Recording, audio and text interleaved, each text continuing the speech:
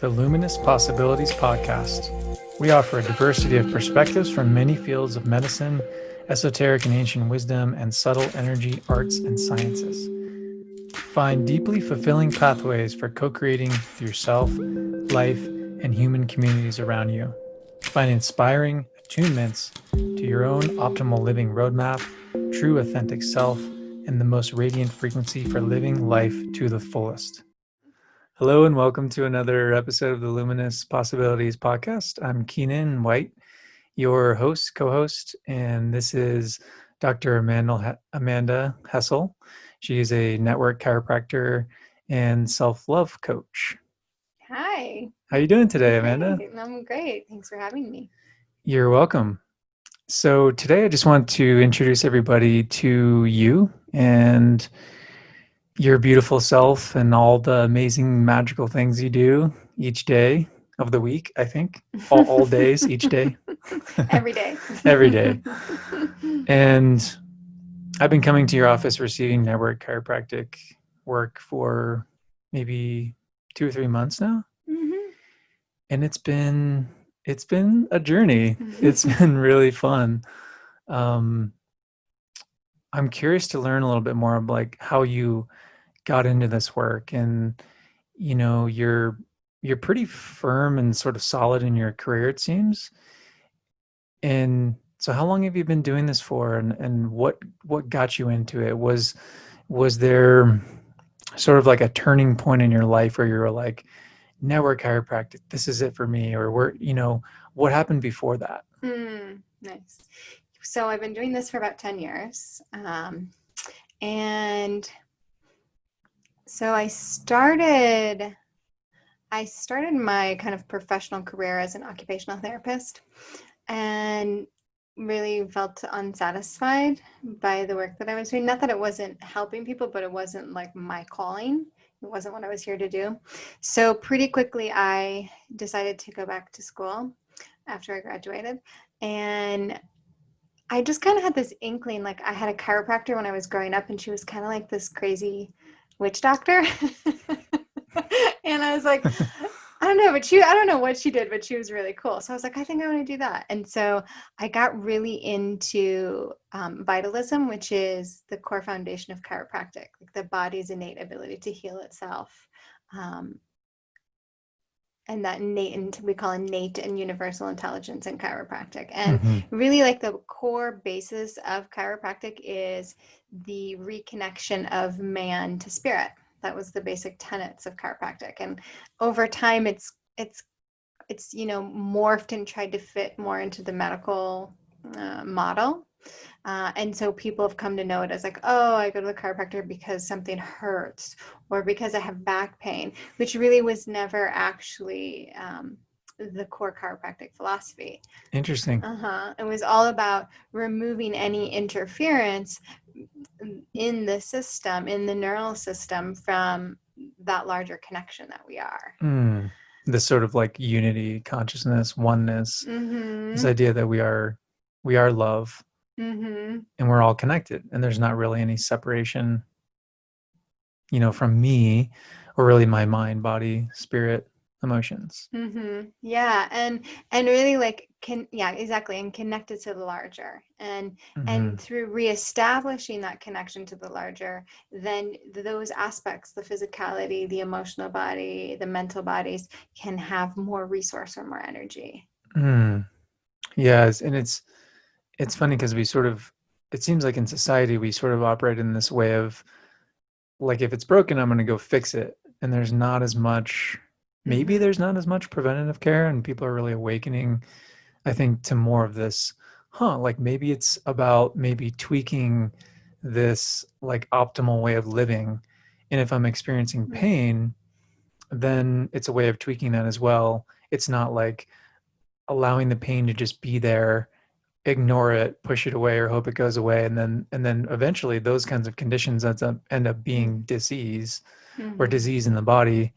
And then we want to fix it, but we sort of lost that original like initial like, oh whoa, it's just a feedback. Mm-hmm. mechanism Mm-hmm. of Mm-hmm. my system and informing me that something's a little off or something's Exactly. going out of balance. Yeah, yeah. And the tendency is to ignore those signals, right?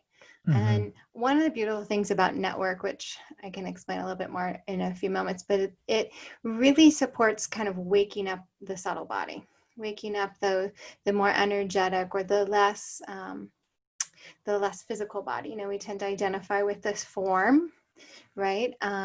And that's one of the things that really drew me into network was the waking up of that subtle body, of the energetic body, and having ways and strategies within my nervous system to be able to access that level of myself.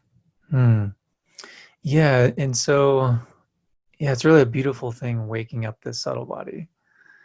And so do you feel like, do you have like kind of like a general take? Because I want to know a little bit more about what your perspective is, like on the subtle body, how you might define it, and how that's fitting into kind of the, like a typical session.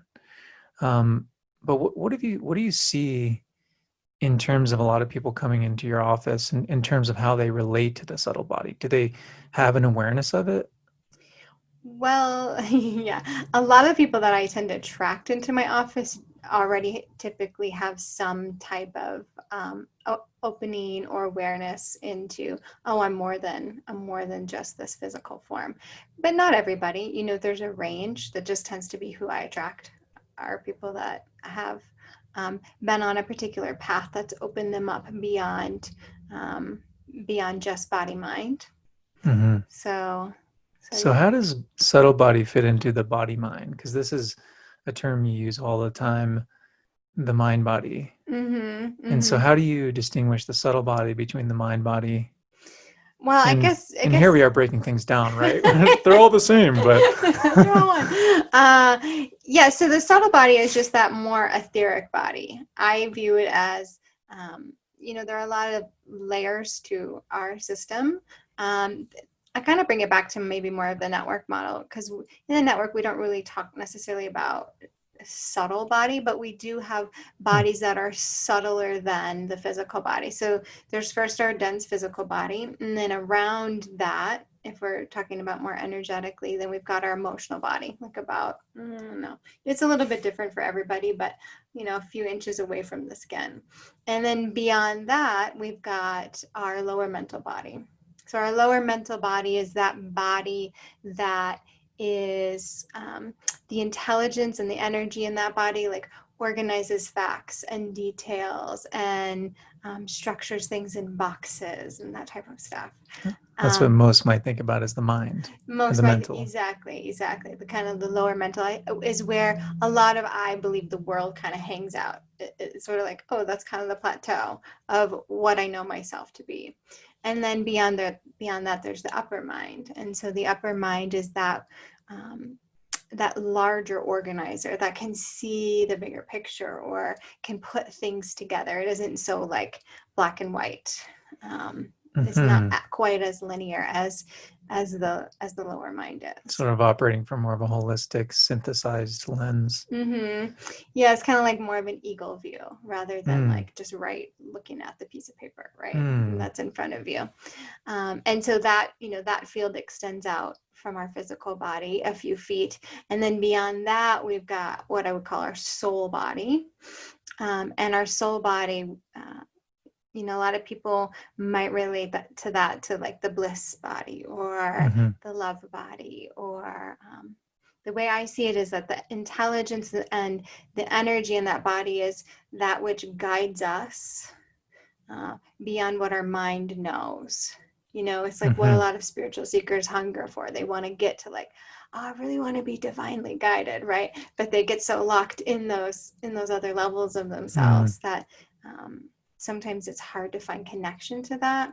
And then beyond that, we have our universal body, which is just like the one body that we all are, Hmm. um, which to me is locationless. It's just all pervasive. Right. And so one of the beautiful things about network is that there are, so first of all, I feel like I should back up. So network, network is a chiropractic technique. It was created by Dr. Donald Epstein. Mm-hmm. And it's a very different than what most people think of as chiropractic. It's all done like from a technical aspect. It's all done through like little light touches in certain parts of the spine to really help the system wake up to itself. That's really the overall intention, it's not to get rid of anything. It's not to fix anything. It's really to help increase awareness and create strategies and help strategies emerge through the system that allow it to make connection to more of itself. And what I mean by that is, again, we're more than just the physicality. We've got emotions, we've got thoughts, we've got soul, and the strategies that develop through this care that emerge through the nervous system allow people to have greater access to those bodies. Mm-hmm. So there's really a greater resourcing internally and from self rather than looking outside of yourself for something. Maybe looking to another relationship or even a philosophy or anywhere outside of oneself. This is a way of really looking within. But then even that's a little, I feel, maybe not the most useful language, because it's kind of like you're looking within, but then these bodies that we have, they're also expanded outside of the surface of our physical self. Yeah, it's just a way. It's a way to again access more of ourselves. Like, say for example, somebody is kind of disconnected from their emotions, right? Like maybe they feel like, oh, I can't feel, or particularly men, right? Sometimes like, oh, my wife can feel, but I can't feel anything, right? Yeah, Because common. it's pretty common. So, which isn't true. We all have all these bodies, but some bodies get more reinforced, meaning they get more energy or they get more attention in our system. And so if your emotional body didn't get a lot of attention, or it was compressed, or based on societal and familial structures that are in place, that body didn't really get the juice, right? So it's not that it's not there, it's just not quite as energized. And so one of the things that network can do is help bring energy into some of those bodies that aren't as energized. So people can begin to say, for example, in this example, feel again, right? Or some people might have a really hard time with the lower mind. They might have a really hard time with attention, basic attention, organizing details, that kind of stuff, where that body doesn't have a lot of energy. And so again, it really kind of comes down to energy if we want to make it really simple, and helping support these bodies that don't have juice to juice them up. Yeah, nice. That's a really good way to put it, I think. And it just kind of makes me think it's where we place our attention and our awareness. And so you could be a really emotional being and be kind of like lost in that in a lot of the feels, and like, I don't know what direction to take. And so network. So if someone like that, or even the reverse, someone who's not in tune with their emotions comes into your office and they get on your table, how do you approach that, or what's the process as you begin to interact with their energy? Well, it depends on a lot of factors. So, I always start looking at just what we call a network, the basic subsystems. So I'm looking at neural patterns, neural tension patterns, or neural distortion patterns that get created when we can't process an experience. So say we have an experience in our life and we don't have the resources inside of ourselves to integrate that or feel it or experience it, right? This happens a lot when we're little. So what happens is, instead we develop these defenses. We develop these ways, these strategies to get through it, but not actually experience it. Right. In the network, we call this defense posturing, because we can see these patterns through our posture or through our physiology, defense physiology. So it's a state of protection, or not being as much communication with your own system. It's kind of like you wall off part of your experience so that you can still function. And so when somebody comes in, that's sort of the first place I start, is looking at, okay, well, what patterns are showing up? And each pattern has a different consciousness associated with it, right? So let's say, for example, somebody's got a tension pattern like right at the lower neck, right? That's often connected with experiences of feeling betrayed or not being able to trust others, and how it kind of gets locked into the physicality. So I'm looking for what patterns are showing up, and sometimes there's patterns that kind of sit on top of other patterns. And then based on that information, I make these really gentle touches on certain parts of the spine that are called spinal gateways, which are like access points into the spine to help the brain pay attention to that location, right? Because when we have those experiences, the thing that our awareness wants to do is check out. So we have to help the system actually check back in to itself. And that's what those little touches do.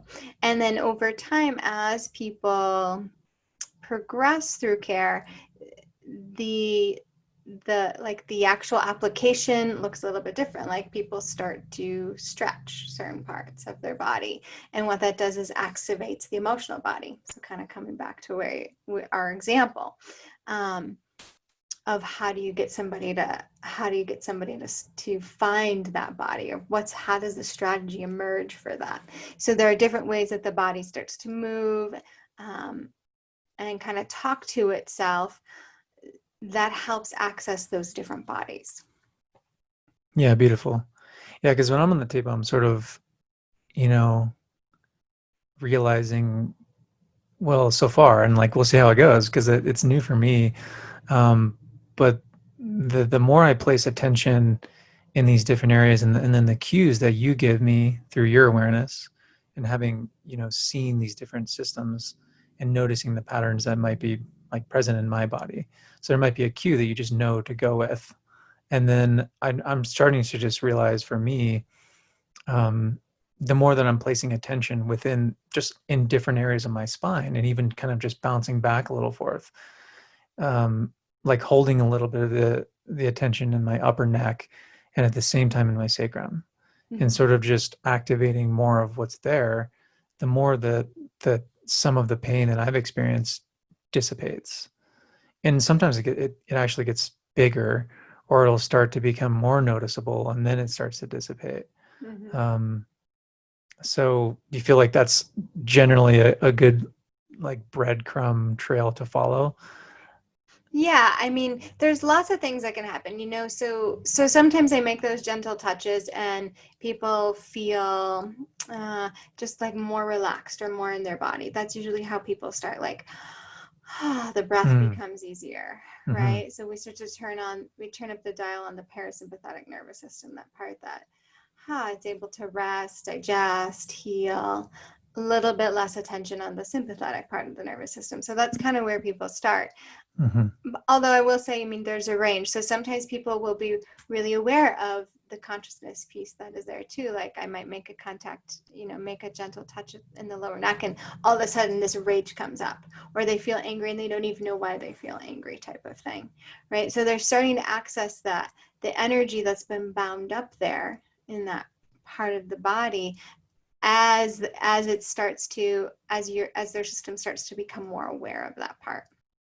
So yeah, so there can be a range. Sometimes it feels more easeful, particularly in the first couple of months I work with people.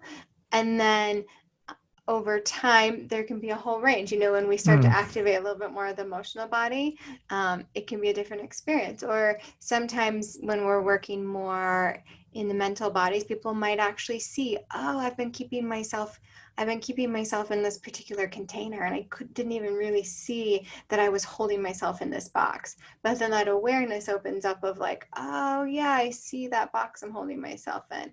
Or they might have a connection with their soul. They might feel that energy and aliveness and that vitality, or that pure wisdom and intelligence that just moves them. So yeah, there can be such a range that happens over time. Yeah, it's really an amazing, it's just such an amazing thing to receive. And so with chiropractic work, in order to become a network chiropractor, you've got to go through regular chiropractic school, right? Mm-hmm. So is there a way you might distinguish the two? Because I think a lot of people go in and they think so structurally, at least I have, Mm-hmm. like, okay, like I've got, maybe my spine's a little out of place, my vertebrae feels, just a little off in my neck, and I'm going to go get this adjustment. Uh-huh. And then therefore I can have a, better posture. Mm-hmm. Um, and there's really a lot going on in network, Mm-hmm. and it's super subtle from my experience. And Mm-hmm. so there's this, what I've really loved about it is that I'm not necessarily seeing like a drastic result immediately, but there's this cultivation of my own sort of creationship with my body to repattern in a way that I want to. Mm-hmm. And I think that's it's a really needed thing Mm-hmm. in today's world, because a lot of us still, I think, see this like quick fix thing. Mm-hmm. And so, yeah, how would you Yeah, speak to the? I love that. Yeah, so yeah, we are kind of like in a quick, a lot of people are kind of in a quick fix model, particularly people who maybe haven't done a lot of work with themselves or find themselves in a crisis and they're like, oh shit, I've got to do something about Mhm. this right now, right? Um, but, you know, healing isn't necessarily a quick fix, right? And changing patterns that have been in your system for 20, 30, 40, 50 years isn't usually like that, right? It took 20, 30, 40 years to build that pattern in a particular way. So it's going to take the system learning new patterning. It's going to take a little repetition and a little time. So yeah, so most people that come in to see me, a handful of people are like in crisis, like, oh, my back really hurts, or this really hurts, or this big thing is going on in my life. But simultaneously with that, most of the people don't have an expectation that like I'm going to fix them in 3 visits, right? Because I don't really, at least me personally, and you can practice network however you want to practice network, but I don't really practice it in a fix it up type of model. I practice it more in a personal and spiritual growth model. So the people that I'm seeing are people who are you know looking to find the wisdom through what's showing up in their life, and maybe it's manifesting through a symptom in the body, but it's more of like, okay, what's life teaching me through this, rather than like, oh, I've just got to get rid of this thing right now. So there's a different awareness that people are, at least that come to see me, Hmm. are um, are operating from. So does that answer your question? Yeah, I Okay. think so. I mean, we're kind of jumping around, and it's been great, I think, so far. So, yeah, I mean, I think one of the biggest things I found initially was just seeing, wow, like I've got this pain going on in my sacrum, and what is going on here? Like, I'm tired of this thing. And then I started to see like, whoa, it's my relationship to this pain, not necessarily the pain itself. Mm-hmm. And I was looking for, like, as a coach and astrologer, it's good to take your own medicine and receive coaching. And so it's been really fulfilling receiving coaching at a level that's so multi-body integrated. Mm-hmm. Because the coaching that we oftentimes can receive, I think, is intellectual. It's like where we've been operating, and it's kind of nice to just sort of step into an environment where you do provide some coaching with this entrainment to a new energetic system, um, in a way that's it's sort of just like stepping into a new way of being. At least that's been kind of my experience. Like, maybe what if I just kind of drop some of the intellectual and drop Mm-hmm. right into the body and Mm-hmm. allow some of that to inform me. And so what I do really appreciate about your work is that you do it seems that network really nudges the person into their own empowerment. Mm-hmm. Yeah, absolutely. Yeah, that was beautiful. So yeah, again, I mean, that comes with it not being a fix it up model, right? It's like, well, if there isn't a thing outside me to fix me, then what? Right? And the only then what eventually has to become, well, wait a minute, this is my life. and I'm in charge, and really beginning to step into the driver's seat. And the way that I practice, and not all network practitioners practice this way, but I do add an element of like a somatic coaching. Um, there's a technique also that Donald Epstein created called somatorespiratory integration, which is a series of 12 consciousness exercises that are done through the body. So the intention behind those exercises is to create coherence between what stage of consciousness you're operating from and your experience. So I utilize those in my work as well, and then also kind of add my own flair to it to help people discover their patterns, like discover how they do their patterns through their body. You know, a lot of times we intellectually know, oh yeah, I keep avoiding X, Y, and Z, or I keep running away from this, or I keep doing the same pattern over and over, but it kind of stays up here. And part of what I do in my work is to help people actually connect, well, how does that show up here?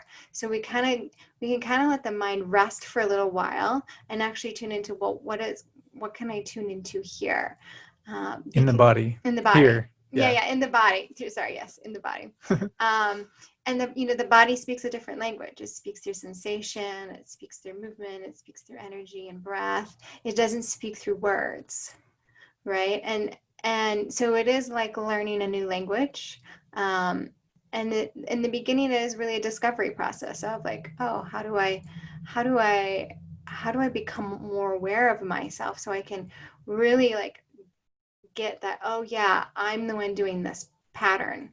And if I'm the one doing this pattern, that means that, oh, well, I'm actually the one in charge. And that moves us into more of that self-empowerment piece of like, oh yeah, that's right, I can shift this. Actually, it's only up to me to shift this. Mm-hmm. Like I'm the one that has to shift this, right? Where before it felt like, oh gosh, I feel kind of like, I don't know what to do about this. Oh, I don't know. I just keep thinking the same thing over and over and nothing's changing. And I keep doing the same thing over and over and nothing's changing. Right? Sound familiar, anyone? Yeah, it's just a pattern like 85% of people are in. Which is all right. I mean, we've learned certain patterns in our culture from our parents and from our peers, and there's another way. Mm-hmm. Yeah, exactly. And that's what's being birthed through at least a portion of the population. Yeah, I definitely wanted to ask you about the SRI, because as I'm referring to the coaching that you do, it's really the SRI. Right. Yeah. Yeah. So SRI stands for somatorespiratory integration. And again, like I was saying earlier, I use that kind of I use those sessions kind of as I don't know, like this, like a whole bowl of things that I do. And I include those exercises when they seem relevant and important, but I also use it as a way to, as to like help people reframe, illuminate, get a different perspective, vantage point, which, people would think probably more in the realm of coaching, right? In those ways. So. Right. Yeah, I think coaching largely is creating new vantage points. Mm-hmm. And it's so useful to bring in the body, and there's so much information and wisdom to receive from the body. I kind of see it as this sort of bridge, to our soul, mm-hmm. and to the heaven. The more we go into this like earth solid form, we can sort of bring an awareness that sort of connects us to spirit and soul. Nice. Yeah. A lot of times, again, we tend to sort of live in our heads, right? We're sort of disembodied in that way, right? Yeah. Like talking heads.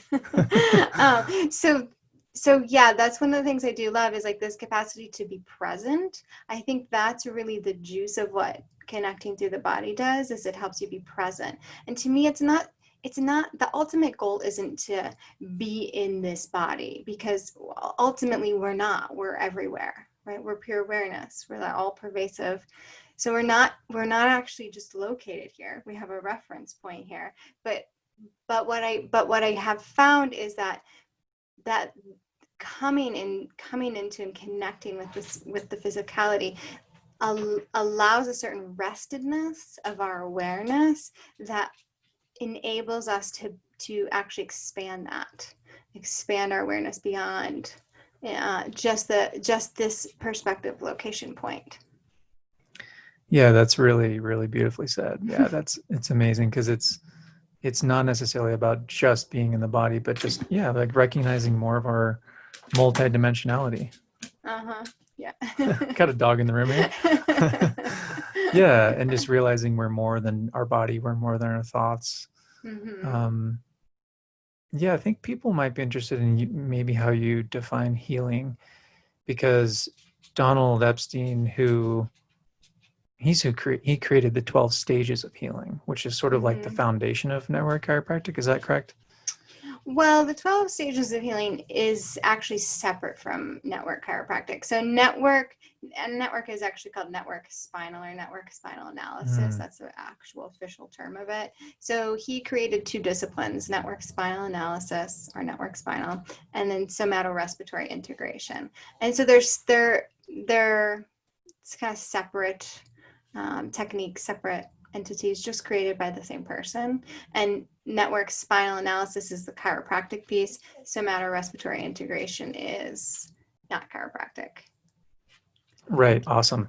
Yeah, I want to talk a little bit more about the SRI, and maybe we can get into the 12 stages. I'm going to pause this real quick for the dog. Yeah, so maybe we can touch in a little bit, because it was really useful for me to sort of see this overarching picture of these 12 stages of healing. And then I'd love to hear about your definition of healing, because I think it's important to talk about that term. Because I think it carries an interesting connotation currently, and it's shifting. And I mean, however we define our language, it's always evolving. But I think healing is sort of like it sometimes carries the connotation of something is broken and I'm going to fix it. And I'd like to just reclaim that word back in a certain way, and like use it in a way where, well, the root of healing, I think, is to make whole. And so, I mean, even that language is kind of like, well, what place are you coming from that's not wholeness? Because we really are already whole. But if something is out of balance, then we're sort of rounding out the sharp edges, and maybe we're kind of pushing something over to experience more of the wholeness. So anyways, how do you define healing, and can you talk about a little bit about those 12 stages? Yeah. So yeah, I love what you said. So yeah, healing is a return to wholeness, right? And I also think of it as a return to perfection, like the perfection that already is. Yeah, I love that. Right. Yeah. And because it's like, of course it already is, and we know that here, but healing process is the knowingness of that. It's not just the conceptual thinking, it's the like embodied knowing. Oh yes, every single element of every single moment of every single breath of every single picture frame is totally perfect. Right? And so to me that would be the ultimate goal of remembrance. Yeah, it's kind of reminding me of this. Maybe it was something you wrote in one of your weekly wellness articles, which are amazing. Around, oh, now I forget. Oh, and this is so funny because I forget, and then I'm having the moment of it in a certain way, where it's sort of like the things that happen in your life, it's not necessarily about you. It's not really a reflection of you. It's oftentimes like things move through us, and then they're happening, and then so many times we might identify with that to a point where we sort of like lose ourselves in something that's not really us. It reminds me of Don Miguel Ruiz, who did the 4 Agreements, and one of them is not to take things personally. And like whatever someone is doing, or something's happening, or you may view it as it's happening to you, and this person does a thing, and it's like, why can't they? And it's not personal. And so the reminder of that, I think, is yeah, it's because we have this perception of separation, like there's a you and there's a me, right? Mm-hmm. And so things are happening to me or things are happening to you, and they mean this or they mean that. And the more that we define things and the more that we label things, the more we create that separation, or at least that perceived sense of separation. So, yeah. Yeah, well, I was hoping you might return to what you were going to say earlier, because you were sort of on a thread there. And we were talking about the 12 stages of healing and how, it seems like you're ultimately there's a wholeness at that 12th stage. There's sort of like a unity or an experience. I kind of think about it as like samadhi, but I mean, and samadhi is a term in yoga that refers to an absorption into spirit, where there is no separation. Mm-hmm. The witnesser becomes the seer becomes the seen, and the seeing, and it's all one. But in the beginning, so like, how might you take us through a synopsis? I mean, it's definitely, it's an entire book. Yeah. So the 12 stages of healing are just like, they're just different states of being or different states of consciousness that people go through on a healing journey, or on this journey to remembrance, this journey to remembering what they already are, right? We take this crazy incarnation and we forget everything. No way. Just so that we can do this really fun thing called being human. Learn some stuff along the way, hopefully be of service, and then return.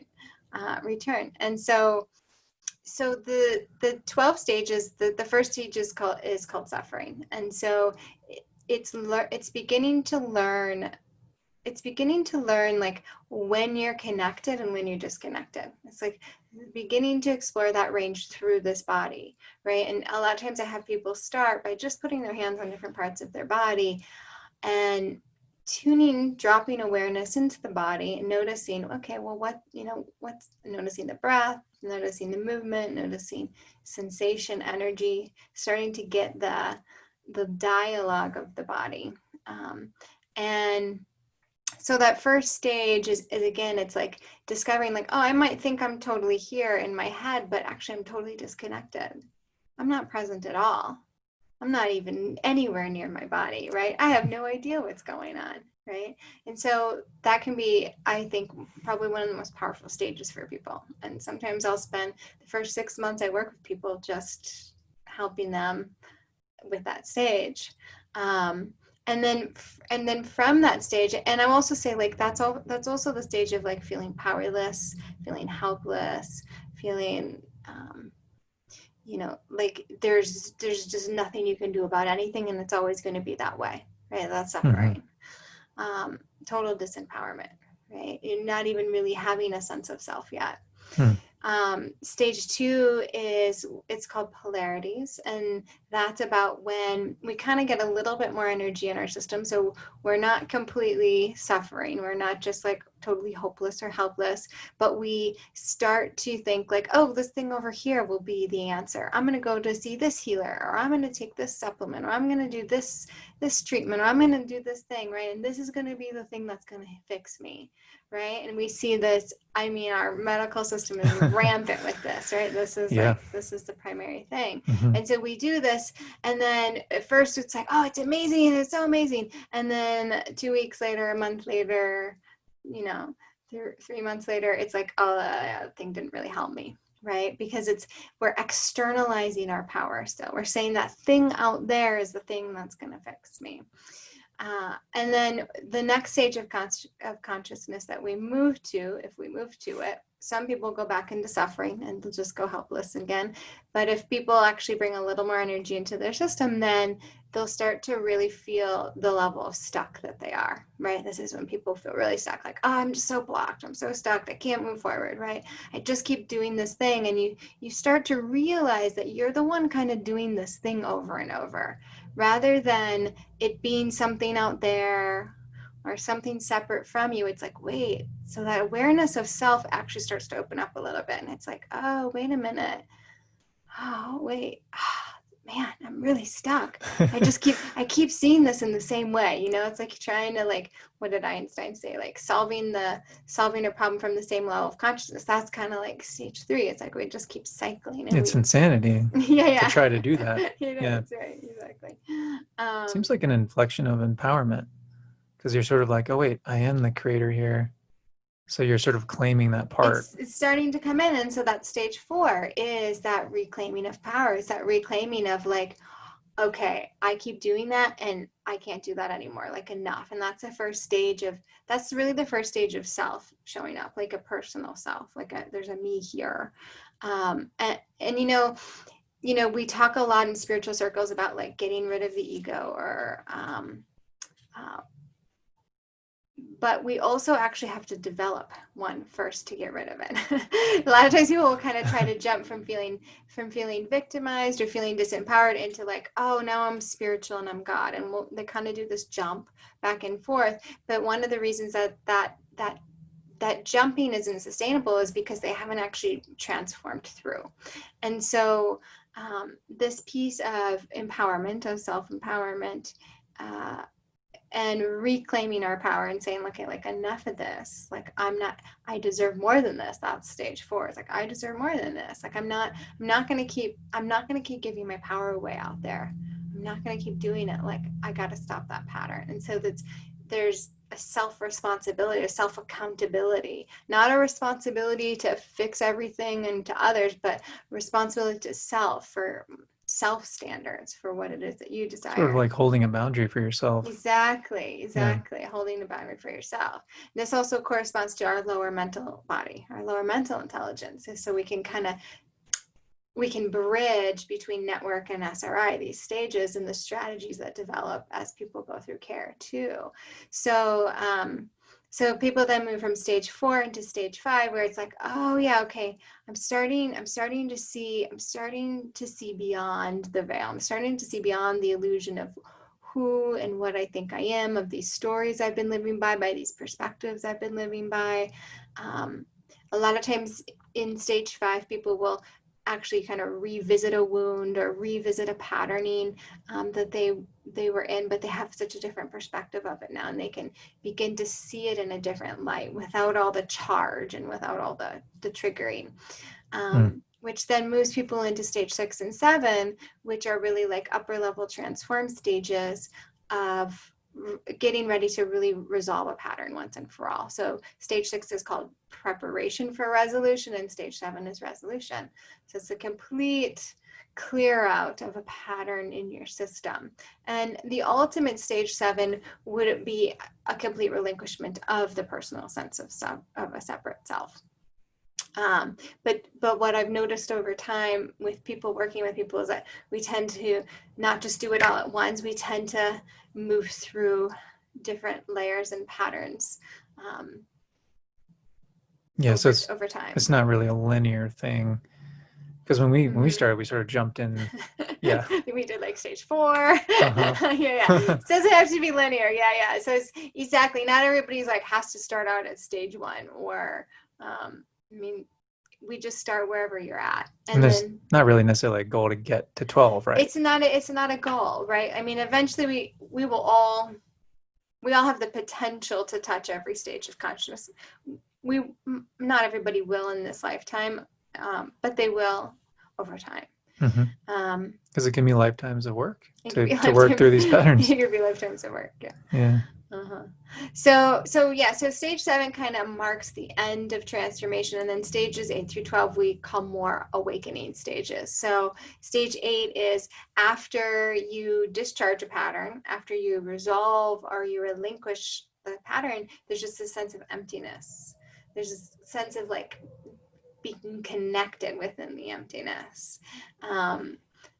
And that opens up spaciousness. It opens up your awareness. That's where you start to become a little less localized, if you will. A little less like, oh, I'm just here in my body. Like, wait a minute, there's something more here. And that moves you into stage 9, which is called the light behind the form, which is like, oh, the recognition of like, there's a subtle body. There's energy. There's something beyond the physicality. that's waking up in my awareness, and that, you know, we're not totally identified with it yet, but we're recognizing that there's something more. And then stage 10 is that full kind of merging identity with God. So it's that total shift of oneness. It's the state that spiritual seekers are really trying to get to, like that state of knowing divinity, knowing yourself as perhaps that is perfection. samadhi. Perhaps. I'm kind of just overlaying some of the other disciplines. I don't know here. that languaging, so I can't tell you, but it sounds right. And then, so stage 10 is called ascent, and then stage 11 is called descent. So because we have these forms, you know, we can't necessarily just hang out there. I mean, we could, and for some people that's relevant, right? But and at some point that might be totally relevant for everybody. But for now, there's for a lot of people a relevance to be here and to serve in a particular way. And so stage 11 is about, okay, now I know what I am. I know who I am. And now I know how I serve. And you serve through the knowingness of what you are. So it's not about like, oh, I do this thing, I got to go to school, and this is what I'm going to call myself, right? It's like the knowingness of yourself is the service, is the gift. And so that's stage 11, and stage 12 is called community, which is just that integration of that. And so I really think of stages 11 and 12 as more integrative, rather than like, I don't know, I mean, they are their own separate stages, but just like bringing it all together. So it's not like stage 12 is the highest. I guess people would probably think in terms of consciousness, stage 10 would actually kind of be the highest. But then there's like, okay, well, do I want to come back into this body and this form and like be present here and do this thing that I'm doing? Or do I just want to transcend and be with God? Right? No, and either one's great. I mean, no good or bad necessarily, right? Right. And like you said, there may be a certain relevance for that. Maybe the experience of being with God for a while is really great. Mm-hmm. And then, because it seems to me 11 and 12 are actually really more like, they're like the living in the life out. Like after you sort of like move past the stuckness and the disempowerment, or the sense of I'm not a creator, I don't create things, something is outside of me, and even feeling triggered about things, it seems like maybe stage 8 is there's a certain sense of neutrality there, and like a spaciousness of like, like, oh, there's this, I'm not charged, I'm not looking for anything necessarily, and then there's sort of like a like an ascension into something beyond the personal. Yes, exactly. But it seems to me that 11 and 12 are really important, you know, because that's kind of like, that's where our culture is sort of like defined in a way. How are we showing up as ourselves, you know, and allowing that to be the service, like you said. It's really beautiful, because it's I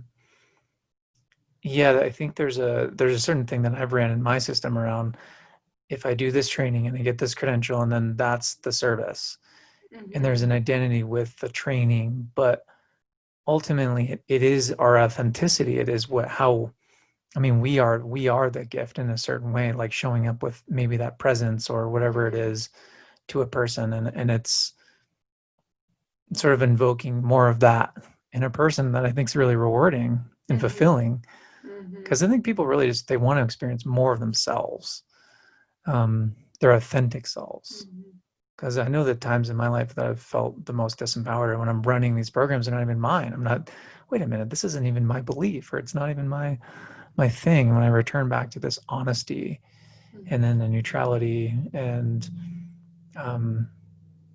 like a connectedness to myself, and then recognizing that myself is not just my personal, like I'm not here alone, just doing this alone. There's tons of resources and beings, and, you know, just there's so much going on around us that we're not really alone. Mm-hmm. Agreed. So anyways, it's my sort of like mini integration of what you said. Do you want to add anything to Yeah, that? I mean, I think the only thing I would say is there's a lot of elements in what you're saying. Like, yeah, we do. That self-empowerment piece is important, like going out and getting the degrees if we feel that's relevant, or taking the programs, or doing the things, because that's part of the development. But if we're talking about the whole range of the 12 stages and getting into the higher stages, which everybody always wants to get to the higher stages, right? What are we here for, really? Human Anyways, nature, yeah. right? Yeah. It really, I mean, for me, it's been the realization that there isn't a me. And even to say like, oh, other beings or other things, like, yes, from a certain place, but no, from another place. And so it's just like, where are you viewing from? Right. Right. Yeah, totally. And it's I think it's a paradoxical dance, because from one perspective you can say there's no me at all, but then there also is from another vantage point. Yeah, and the way that I experience like more the stage 11 or stage 12 is really not from a separate place of like me, or even like me having to give a gift. It's just what's relevant, what serves. I see more what you're saying there. Yeah. Huh. Yeah, that's really nice. And so this expression, being whatever you want to call it, will just show up as that. Yeah, I'm like getting more the feeling of that. Yeah, because perhaps maybe it's not a thought that exists there. Exactly. Oh, that's cool. I love it. It's amazing work. It's yeah, I think I think there's a few people that I've heard talk about network, and Mara, who found you, she said like when she found you, it's like, yeah, so you know what I do? Oh, that weird magical stuff on the table? Because I think Gwyneth Paltrow, she did a show, what's her show? Goop Lab. Yeah. And then there's a guy on there who does, he's a network chiropractor. What's his name? John Amaral. John Amaral, yeah. So it's a kind of a good way to sort of like go watch that episode and see a little bit about what network is like. And it's definitely worth experiencing. So for anyone out there who hasn't gone and tried it, I totally just recommend it personally. Yeah, it feels like we're at a nice place to close. Do you want to share anything else about yourself, or we're gonna have links for people to reach you? I would just say, like, just in comment to the last thing that you said, like, particularly like the Goop Lab episode, there's such a range of how people can respond on the table. And some people are very expressive, and other people are an external, and some people are more internal. And it's not so much about what it looks like. Sometimes we can kind of get deceived by appearances on a lot of levels, but it really is about the awareness that you're coming to know yourself more. And there is, like in our culture, in our world, we're not really used to kind of getting out of the way and allowing life to move through us. And that's what happens in network. So it's like, as we dismantle, life just is, and it will move. Life is movement, energy, and it will occur without a thought. And so it's like, some people are like, oh, but how can somebody move like that? Or how can somebody, they're making that up. Or people have all kinds of stories about stuff, right? But that is just what happens. That is what that is the nature of the universe, to move. And again, when we are out of the way, then that can just that life force can just naturally move. Yeah, thank you for clarifying that. Mm-hmm. Because I think some people could go out and witness that episode and gather all kinds of information or make a story about what it is, and Mm-hmm. because it looks a certain way. Mm-hmm.